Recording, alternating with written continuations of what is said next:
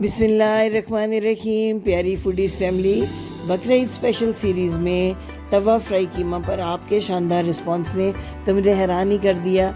आपकी पसंदीदगी का बहुत बहुत शुक्रिया। आपके प्यारे प्यारे कमेंट से मेरी बहुत हौसला अफजाई हुई और आज आपके लिए लाई हूँ ज़बरदस्त किस्म की बिहारी दम कीमा की स्पेशल रेसिपी, ख़ास और ओरिजिनल रेसिपी, जिससे जो असल बिहारी कीमा का जायका है उससे आप इस बकरीद पर खुद भी लुत्फ़अंदोज़ हो सकते हैं और अपने मेहमानों को भी इंजॉय करवा सकते हैं। लेकिन इसके लिए जो इसके 4-5 स्पेशल स्टेप्स हैं उनको फॉलो करना बहुत ज़रूरी है, फिर ही आप जो इसका ओरिजिनल जायका है उसको पा सकेंगे।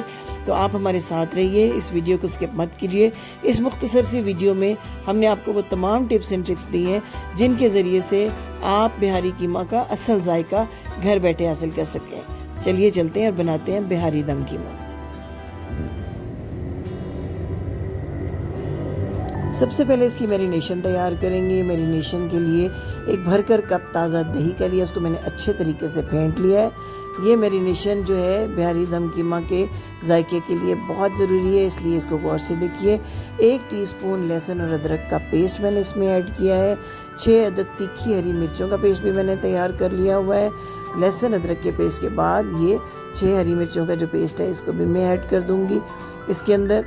और इसके बाद इसमें स्पेशल इंग्रेडिएंट डालेंगे भुने हुए चनों का पाउडर। आम आपको जनरल स्टोर से भुने हुए चने मिल जाते हैं, ये बड़ा स्पेशल फ्लेवर देते हैं। इसमें खसखस का पाउडर भी अक्सर लोग इस्तेमाल करते हैं, लेकिन ज़ाती तौर पे मुझे उसका फ्लेवर पसंद नहीं है, इसलिए मैंने इसमें सिर्फ 2 टेबलस्पून भरकर भुने हुए चनों का पाउडर इस्तेमाल किया। अब इसमें डालेंगे 1 टीस्पून भरकर कचरी पाउडर।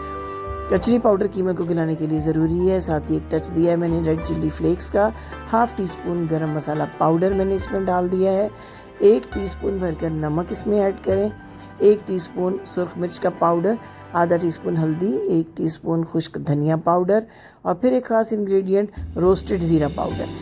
ज़ीरे को आपने खुश्क तवे के ऊपर भून लेना है, फिर इसका पाउडर बना लेना है। ये भी फ्लेवर में बहुत इजाफा करता है। फिर एक बड़े नींबू का जूस जो है वो इसमें शामिल करके अच्छी तरह से तमाम मसालों को दही के अंदर मिक्स कर लें।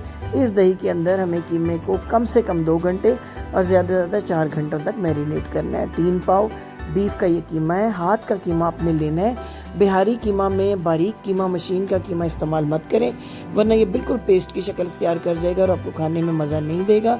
मोटा हाथ का कीमा, इसमें एक बोन भी शामिल है बीफ की, उससे भी मैं फ्लेवर के लिए इसके अंदर ही रखूँगी।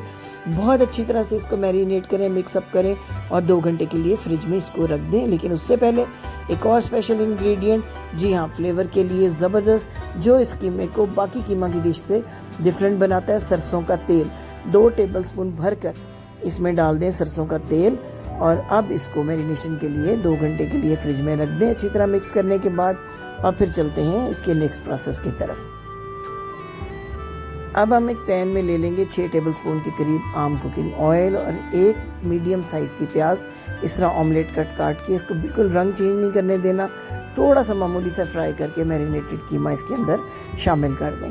अब इस कीमे की आपने 5 से 7 मिनट बहुत ही अच्छी भुनाई करनी है, ताकि कीमे का पानी और दही का पानी दोनों खुश्क हो जाए।